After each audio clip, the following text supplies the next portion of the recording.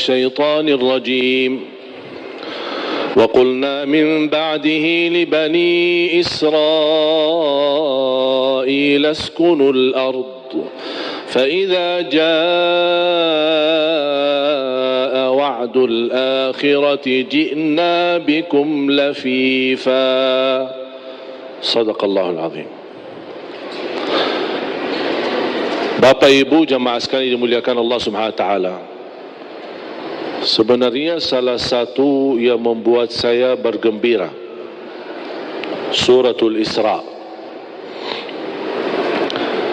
Suratul Isra mulai dari ayat 1 sampai ayat 7, 8 dan juga di ujung Suratul Isra mulai dari ayat 100, 101, 102 sampai terakhir 111. Saya mohon jamaah sekalian mempelajari mendalami dua surah yang tertanam di dalamnya banyak berita gembira. Pertama Suratul Isra, yang kedua Suratul Saf.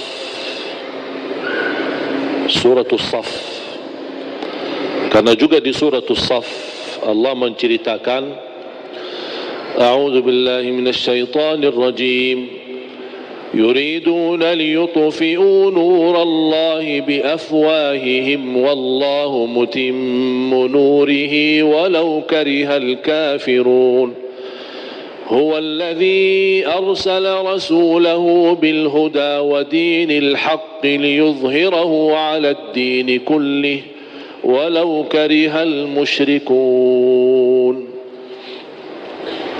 Allah Subhanahu wa taala memberikan jaminan seberapapun upaya mulut mereka, perjuangan mereka, kekuatan mereka untuk memadamkan cahaya Islam pasti akan gagal, dan Allah menyempurnakan cahaya Islam di muka bumi walaupun orang kafir membencinya. Jadi cerita di dalam Suratul Saf dan Suratul Isra, proses terwujud janji Allah memang keadaan yang terjadi di Palestina harus seperti itu.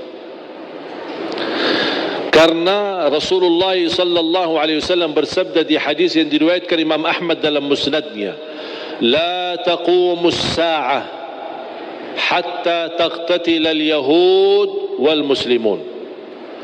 Tidak akan terjadi hari kiamat sampai terjadi perang besar antara umat Islam dan Yahudi.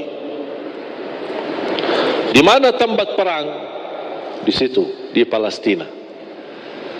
Bahkan sebagian ulama berkata Ardul Mahsyar Palestina, tempat nanti dibangkit oleh Allah seluruh manusia berkumpul di satu tempat untuk dihisab hari kiamat. Itulah tanah suci Palestina, disebut Ardul Mahsyar. Makanya Palestina memiliki keistimewaan yang sangat besar. Nabi Isa alaihi salam akan turun ketika juga datang Al-Imamul Mahdi bersama Nabi Isa ke Palestina. Dan Nabi Isa justru mendorong Imam Mahdi untuk menimami umat Islam di saat itu. Karena Al-Imamul Mahdi adalah keturunan Nabi Muhammad SAW, bernama Muhammad ibnu Abdillah, sama dengan nama Nabi kita Nabi Muhammad ibnu Abdillah sallallahu alaihi wasallam. Berarti kalau akan terjadi perang besar, sampai kata Rasulullah SAW, hatta yakhtabi al-Yahudi, sampai orang Yahudi menyembunyikan dirinya, lari dari lapangan tamburan, takut menghadapi umat Islam, takut. Dia sembunyi di belakang pohon-pohon dan batu. Allah perintahkan pohon dan batu untuk berbicara. Pohon dan batu nanti di negeri Palestina akan berkata, hei orang Islam, hei orang Muslim, ke sini, kemari ada di belakangku orang Yahudi lagi sembunyi. Kata Rasulullah SAW, kecuali satu pohon bernama Al-Gharqad.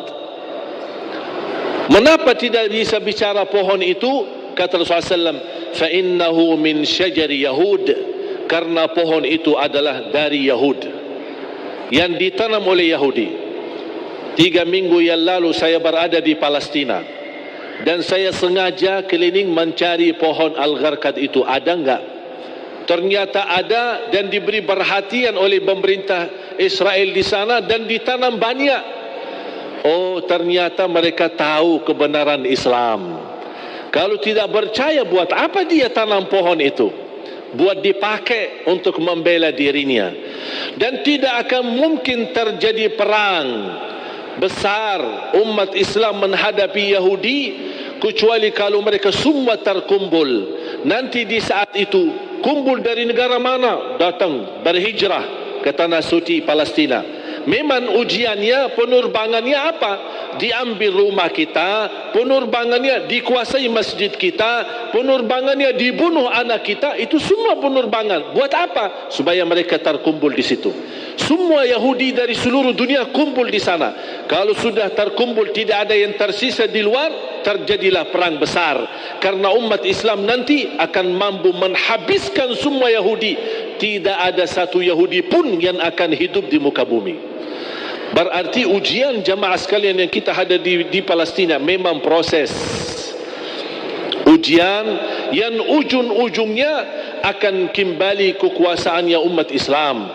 Allah punya hikmah. Allah tidak mungkin suka kezaliman. Allah tidak mungkin membiarkan pembunuhan dan tumpahan darah di mana-mana, apalagi tanah suci Palestina. Tapi Allah Subhanahu wa taala memiliki hikmah yang barangkali kita belum tahu. Tapi nanti di akhir zaman, dan itu tanda-tandanya sudah semakin dekat.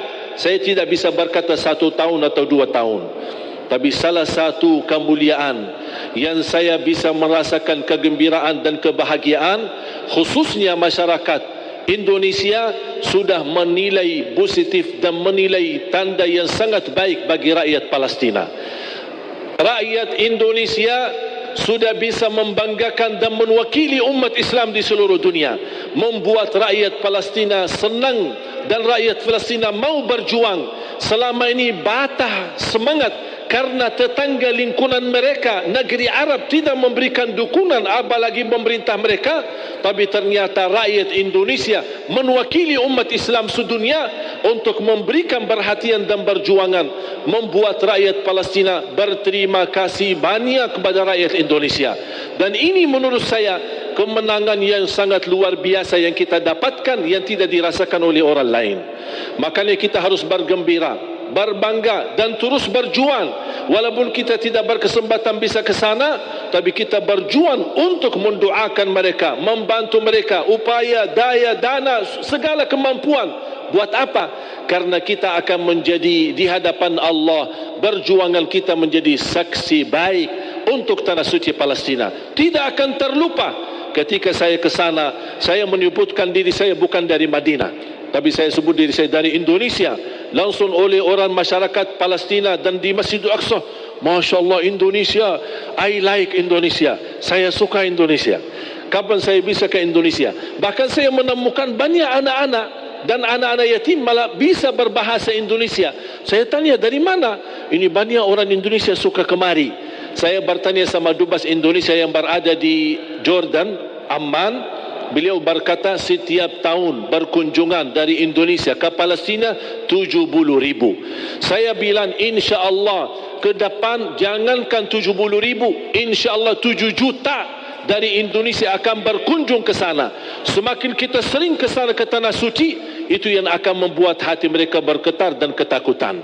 Kita hanya bisa membela dan membantu mereka dengan kita silaturahim, kita doakan dan kita membantu. Semoga insya Allah ini amalan kita semua menjadi saksi baik di hadapan Allah Subhanahu wa taala.